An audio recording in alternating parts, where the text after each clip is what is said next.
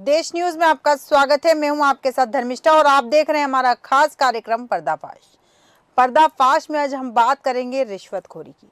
हंसवर थाने के इंस्पेक्टर द्वारा 25,000 रुपए की घूस लेते वीडियो सोशल मीडिया पर खूब वायरल हो रहा है। हंसवर थाने में तैनात क्राइम इंस्पेक्टर सैफुल्लाह का घूस लेते 25,000 रुपए का सीसीटीवी फुटेज और पीड़ित द्वारा एसपी डॉक्टर कौस्तुभ को दिया गया शिकायती पत्र इस वक्त सोशल मीडिया पर बड़ी तेजी से वायरल हो रहा है, जिसमें पीड़ित ने एसपी से न्याय की गुहार लगाई है। नवागत पुलिस अधीक्षक डॉक्टर कौस्तुभ ने वायरल वीडियो को संज्ञान में लेते हुए कड़ी कार्रवाई भी की है और उन्होंने इंस्पेक्टर सैफुल्लाह और दीवान सुरेश यादव को निलंबित कर दिया है। अपर पुलिस अधीक्षक विशाल पांडे के अधीनस्थ विभागीय कार्रवाई शुरू कर दी गई है। आपको बता दें कि सोशल मीडिया पर वायरल सीसीटीवी फुटेज में साफ साफ दिखाई पड़ रहा है कि हंसवर थाने में तैनात इंस्पेक्टर द्वारा पीड़ित दुकानदार से पैसा लिया जा रहा है। फुटेज में कांस्टेबल भी दिख रहा है। सोशल मीडिया पर सीसीटीवी फुटेज के साथ वायरल शिकायती पत्र में कहा गया कि मुंडेरा निवासी कैलाश सोनी की पत्नी के नाम बेनामे की जमीन पर कुछ लोगों ने अवैध रूप से कब्जा कर लिया है। कब्जा हटाने के लिए कैलाश सोनी ने हंसवर थाने पर प्रार्थना पत्र दिया था। मामले में हंसवर थाने के इंस्पेक्टर सैफुल्लाह द्वारा कब्जा हटवाने के लिए 50,000 रुपए की रिश्वत की मांग की गई है।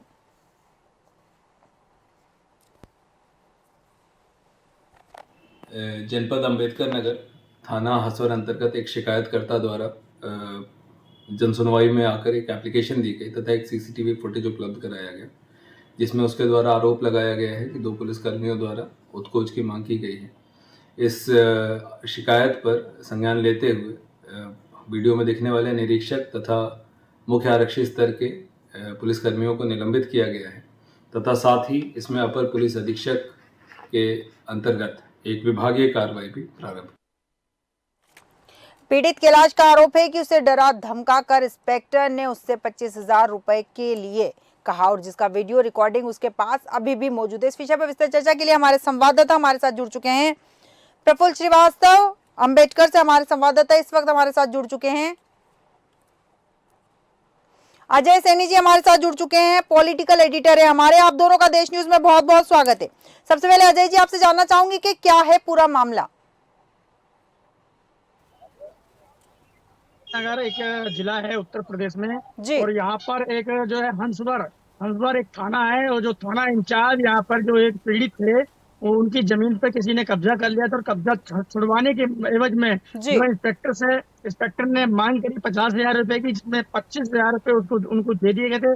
लेकिन ये मामला था ये सीसीटीवी कैमरे में और फुटेज में जो है कैद कर लिया गया और जब ये वायरल हुआ तो ये एसपी जो वहाँ के कुतुब एसपी पुलिस अधीक्षक हैं उन्होंने उसका संज्ञान लेते हुए उस वीडियो की पुष्टि करते उन लोगों को सस्पेंड कर दिया है। धर्मिष्ठा बिल्कुल बिल्कुल सही कहा आपने कि उस वीडियो की पुष्टि करते हुए कार्रवाई करके सस्पेंड कर दिया। प्रफुल्ल जी आप बताइए कि वीडियो वायरल होने के बाद कार्रवाई की गई है, उसके पहले अगर बाई चांस वीडियो वायरल नहीं होता तो कोई कार्रवाई नहीं होती। उस पीड़ित को वो 25,000 रुपए तो वो दे चुका था, 25 और देने पड़ते। जी मैडम, बिल्कुल। अंबेडकर नगर की पुलिस इन दिनों सुर्खियों में है जी।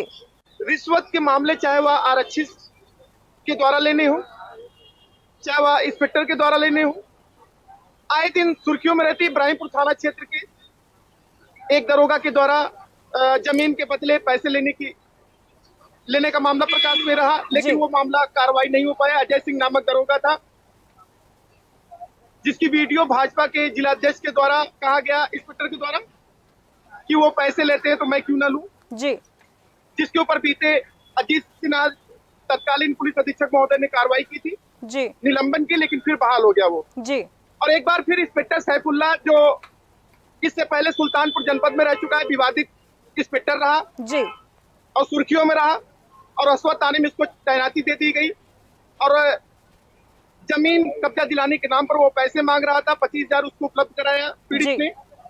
निश्चित तौर से ये भ्रष्टाचार पुलिस के सिर चढ़कर बोल रहा है। बिल्कुल सही कहा आपने कि भ्रष्टाचार और लालच पुलिस के सर चढ़कर बोल रहा है। अजय सैनी जी आप बताइए, जिस तरह से हमारे संवाददाता ने कहा है कि इसके पहले भी वो विवादित रह चुके हैं, जो इंस्पेक्टर है वो विवादित रह चुके हैं, बावजूद इसके लगातार जो बड़े अधिकारी वो कार्रवाई क्यों नहीं करते, इंतजार क्यों करते हैं कि कोई घटना सामने आएगी, कोई वीडियो वायरल होगा या कई बार ऐसा होता है कि आपने भी देखा होगा कि पीड़ित डरते हैं पुलिस वालों के नाम से। जब पुलिस का नाम आता है तो डरते हैं कि कहीं ऐसा ना हो झूठे केस में हमें फंसा दिया जाए, हमें बड़ी सजा हो जाए, तो इस मामले में डरते हैं, तो वो कई बार बड़े अधिकारियों तक पहुंच नहीं होती, तो शिकायत नहीं कर पाते।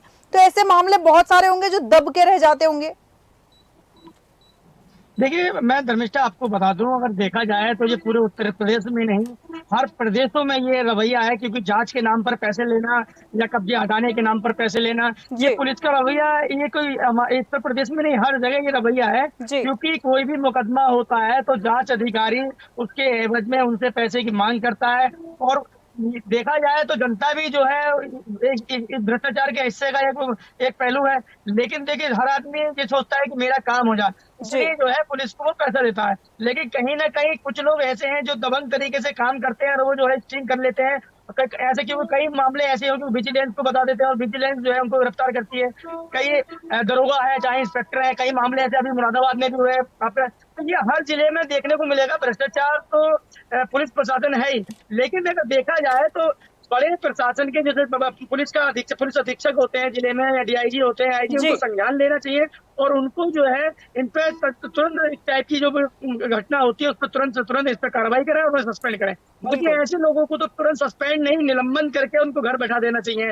धर्मिष्ठा, वही मैं आपको बता दूं कि उत्तर प्रदेश की जो पुलिस है वो बड़ी निडर है। लेकिन ये जो भ्रष्टाचार के मामले आते हैं, मैं आपको बता दूं, भ्रष्टाचार के मामले में अगर देखा जाए तो चेकिंग के नाम पर जो है लोगों को परेशान किया जाता है। चेकिंग के नाम पर पैसे मांगे जाते हैं, क्योंकि हर चौराहों पर पुलिस को बैठा दिया जाता है। गांव के लोग, जो शहर के लोग तो गली वलियों में निकाल के गाड़ियां ले जाते हैं, लेकिन जो बाहर के जो लोग आते हैं, जो गरीब के लोग जो आते हैं, वो उनको परेशान कहीं ना कहीं किया जाता है। धर्मिष्ठा, भाई मैं बात बता दूं कि उत्तर प्रदेश में जो है योगी जी की सरकार है और बहुत भ्रष्टाचार को तुरंत खत्म करना योगी जी का सबसे पहल मुद्दा है। लेकिन देखा जाए कि पुलिस प्रशासन हो या कोई सा विभाग हो या राजस्व विभाग हो, वहाँ योगी जी का प्रशासन, योगी जी की सरकार फेल होती नजर आ रही है। वहीं अगर देखा जाए धर्मिष्ठा, तो उत्तर प्रदेश में कार्यवाहक डीजीपी ही अभी तक दिए गए हैं, लेकिन अभी तक मुझे लगता है 1.5 साल होने चल दिया है, अभी तक यहाँ पे स्थायी डीजीपी नहीं है उत्तर प्रदेश में। तो कानून व्यवस्था, कार्यवाहक के हाथ में कानून व्यवस्था रहेगी तो फिर कैसे चलेगा उत्तर प्रदेश की सरकार, कैसे और कानून व्यवस्था कैसे चलेगी? बिल्कुल सही कहा आपने कि कानून व्यवस्था यहाँ ध्वस्त होती नजर आ रही। प्रफुल्ल जी, जैसा कि कहा कि योगी जी भ्रष्टाचार को लेकर सख्त है, लेकिन भ्रष्टाचार खत्म करने वाले ही भ्रष्टाचार करेंगे तो फिर जनता जाएगी किसके पास? क्योंकि कहा जाता है कि पुलिस वाले जो हैं इंसाफ दिलाने का काम करते हैं, सबसे पहली शिकायत पुलिस वालों के पास जाती है, फिर मामला न्यायालय में पहुंचता है। लेकिन जब पुलिस वाले खुद ही भ्रष्ट है, उनके पास अगर हम शिकायत लेके जाते हैं, जैसे कि मामला अपने पास ताजा सामने आया है कि कब्जा किया गया था जमीन पर, जिसको लेकर पीड़ित गया था पुलिस वालों के पास, पुलिस वालों ने उससे पैसे लिए, 25,000 अब भी लिए, 25 बाद में लेने की बात हुई थी, और साथ में जब पीड़ित ने मना किया तो पीड़ित को धमकाया गया कि तुझे किसी केस में फंसा दूंगा। तो इस तरह के और भी कई मामले होंगे वहां पर। जी मैडम, इससे पहले इब्राहिमपुर थाना का मामला है, जहाँ पर अजय सिंह नामक सब इंस्पेक्टर तैनात है जी।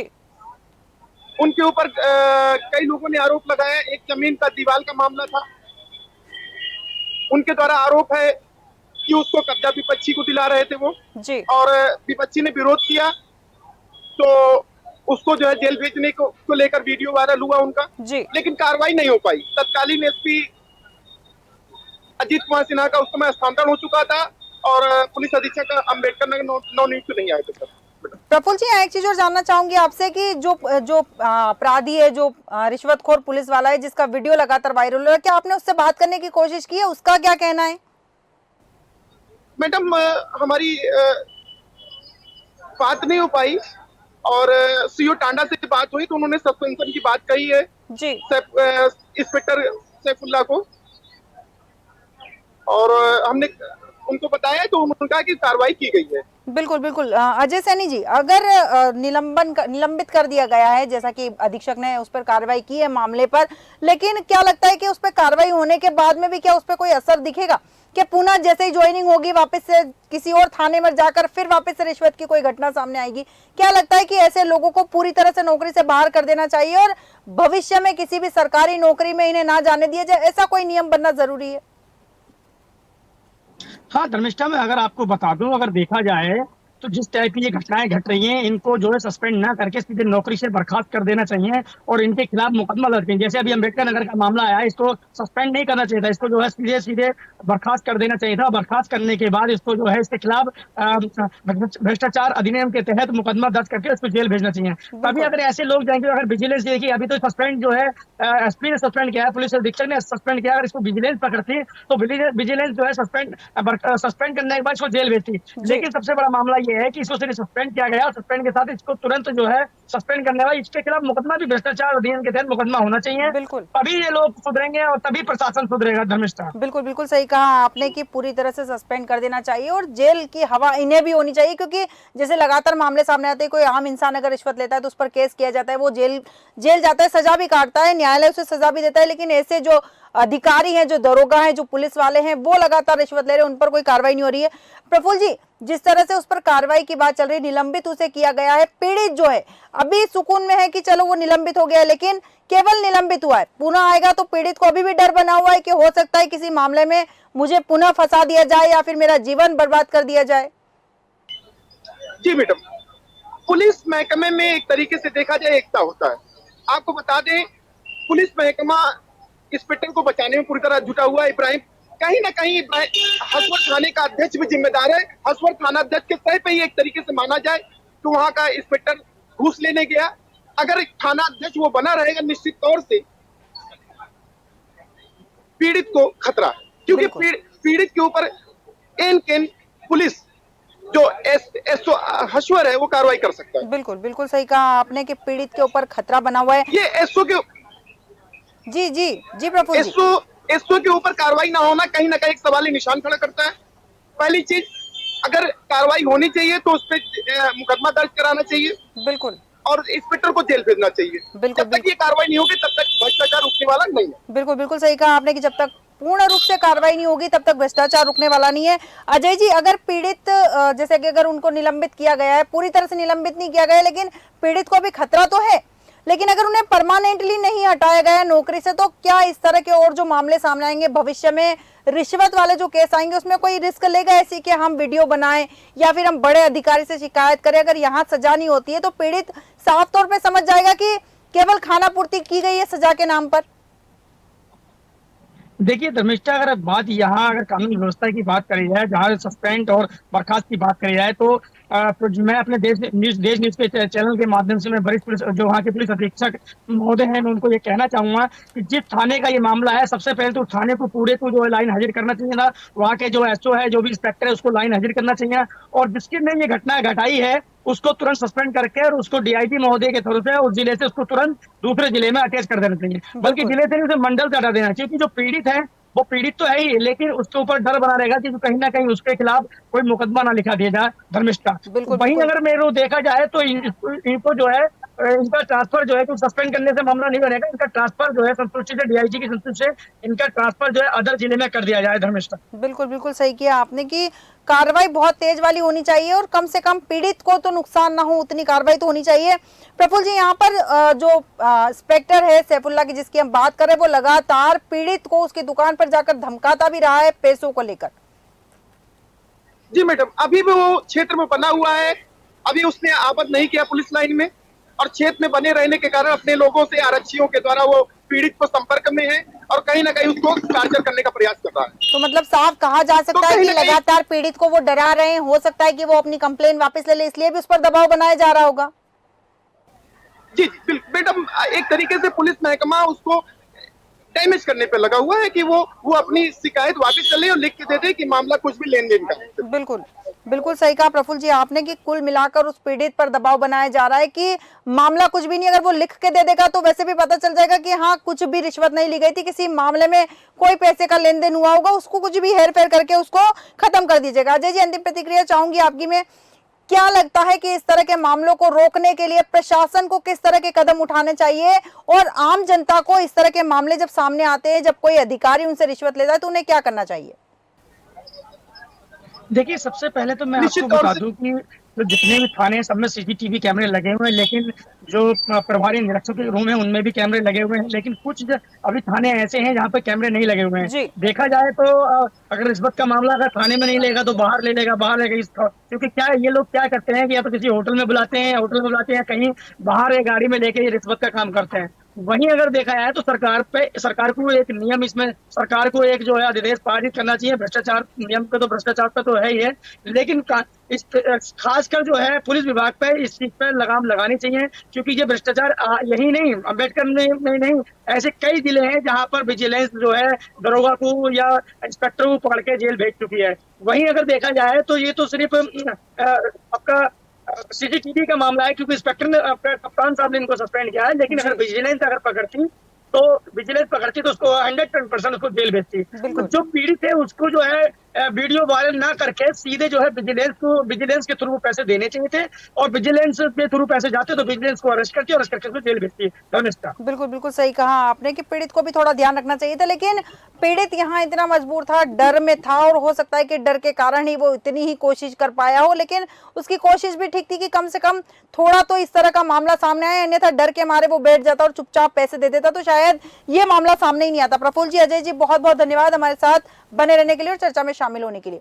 हालांकि इस मामले में एसपी डॉक्टर कौस्तुभ ने बताया कि इंस्पेक्टर सैफुल्लाह और दीवान सुरेश यादव को निलंबित कर दिया गया है, लेकिन सवाल यही उठता है कि इनकी हिम्मत आखिर इतनी बढ़ कैसे जाती है।